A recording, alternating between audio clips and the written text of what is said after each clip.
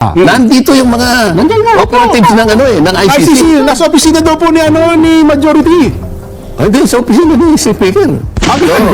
At sila pa nga yung iba raw na nagbibigay ng mga kung paano itatanong.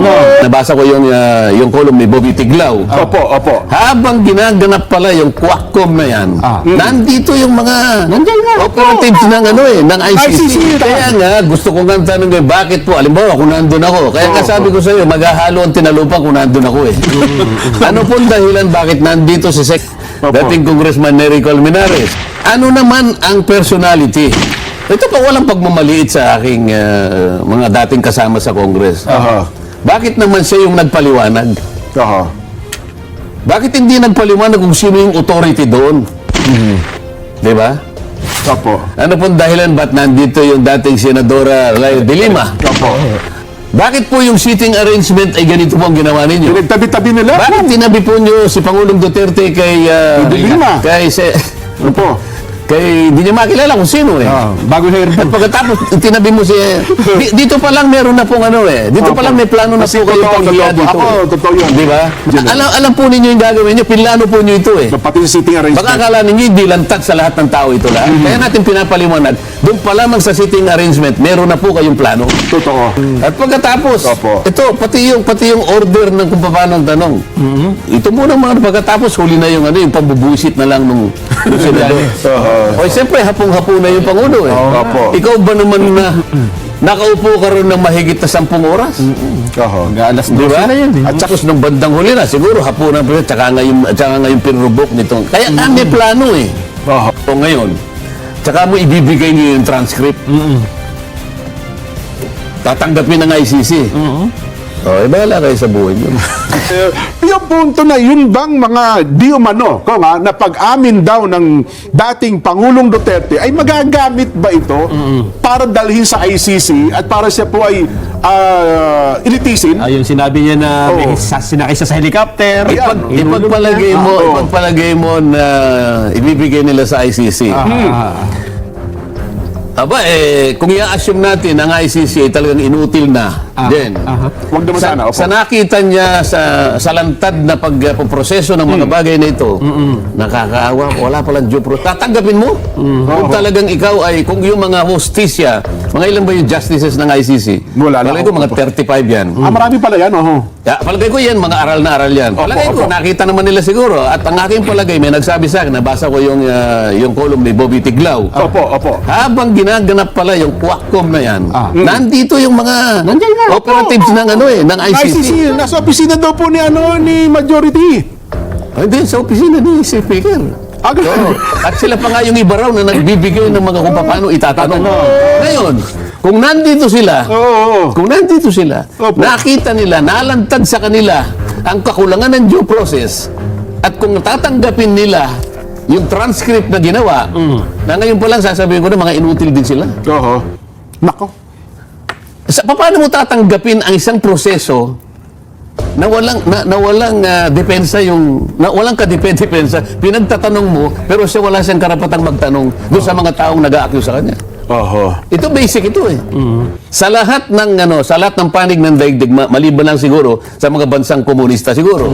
Pero habang ang isang bansa ay demokratiko, hindi niya papayagan yung ganong klaseng pagdinig. Kaya kung ibibigay nila, halimbawa, at tatanggapin. Ngayon pa pinagtatawanan ko na yung ICC. So pag-usapan natin ng ICC. Kasi nandun yung Nery Colmenares. That the ICC continues to have jurisdiction even if a country has withdrawn, if the proceedings have been instituted before the effectivity of the withdrawal.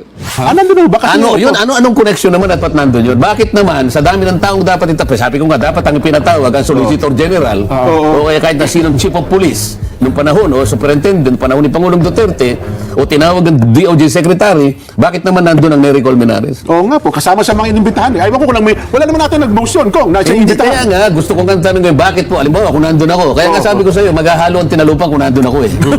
Ano pong dahilan, bakit nandito si Dating Congressman Nery Colmenares. Dating Congressman Nery Colmenares. Ano pong dahilan, ba't nandito yung dating Senadora Layo de Lima? At una ko pong itanong, Mr. Chair, wag po kayo magagalit. Bakit po yung seating arrangement ay ganito po ang ginawa ninyo? Pinagtabi-tabi nila. Bakit tinabi po nyo si Pangulong Duterte kay... De Lima. Opo. Kay hindi niya makilala kung sino eh. Bago na At pagkatapos, tinabi mo si... dito pa lang meron na pong ano eh. Dito pa lang may plano na Kasi po kayo panghiya dito. Ako, eh. totoo yun. Di ba? May intimidation na kaagad yan. Alam po ninyo yung gagawin nyo, pinlano po nyo ito eh. Pati sa sitting arrangement. Baka akala ninyo hindi lantad sa lahat ng tao ito lahat. Kaya natin pinapaliwanag. Doon pa lamang sa sitting arrangement, meron na po kayong plano. Totoo. Halatang halata. Hindi mo nahalata. Hindi, ako mahina ako sa ganyan eh. Ipaliwanag nyo nga, paano nagkaroon ng Malaysia, yung pagtabihin mo ang dating Pangulo at si De Lima? Anong masama doon? Magkaaway yung dalawa eh. Oo nga. Mortal Sa enemy. totoo lang, sa korte, hindi Makahiwalay talaga yan. talagang hiwalay yun eh. Kaya nga yung nasa left side yung isa, nasa right side yung isa. Dito pinagtabi mo eh. Totoo. Meron kang plano eh. Na para talagang pagalitin kung sino man. Well, ang dating Pangulong Eh, Duterte. paano kung halimbawa, yung talagang ano, paano kung hinablik? Iniiwasan nga ng korte yung ganun eh. Di ba nung isang araw, dinidiscuss natin yung kung gaanong klaseng neutrality ang dapat na i-demonstrate ng isang hukom. They called neutrality of an impartial judge. Yes. Kaya nga doon pa lang sa setup, oy, doon ka. Doon ka. Hindi pwedeng maglapit yan. Bakit dito yung pinagtabi mo? Totoo. So, ang Tapos- tanong ko, Mr. Chair, bakit niyo po pinagtanong? Tapos sa kabilang banda, si Trillanes, magkatabi talaga sila. Mukhang... Bakit nga? Ano dahilan? ako sa O tingin hindi ko... ba meron silang gustong palabasin? Opo, may mga intimidation at talagang gusto nilang... At pagkatapos, Opo. ito, pati yung order ng kung paano ang tanong. Ito muna mga pagkatapos, huli na yung pabubuisit na lang ng senador. O siyempre, hapong-hapon na yung Pangulo eh. Opo. Ikaw ba naman na nakaupo ka rin ng mahigit na 10 oras? Alas Di ba? At saka yun muna Si talaga. Chairman Barbers nga ako paano dahil nasa Subic na ako. Minsan walang signal. pag naglalakbay kami, walang hindi ko pero siya patayo-tayo siguro sa dami na matagal eh. Totoo po. Totoo yan. Tapos nung bandang huli na, siguro hapunan pa siya, tsaka ngayon pinrubok nitong. Kaya kami plano eh. Ngayon, ito nalantad sa buong daigdig. Maraming nanonood eh. Nalantad ngayon. O nga, bakit ganun? O ngayon, tsaka mo ibibigay niyo yung transcript. Tatanggapin ng ICC. O, bahala kayo sa buhay niyo. Ngayon, merong statement na pinalabas ang ang palasyo. Opo. Sa pamamagitan ni Executive Secretary Lucas Belsamin. alam mo ba yung statement? Basahin mo. Teka, hanapin ko lang. Hanapin mo nga. Na... Hindi, kasi punta muna natin si Nery Colmenares. Sige, naiwan natin yun. Opo. Kasi parang nagsalita parang nagmanifest, pinayagan nata si dating ES Medjaldea. Opo. Nang sinasabi niya, wala ng jurisdiction ng ICC.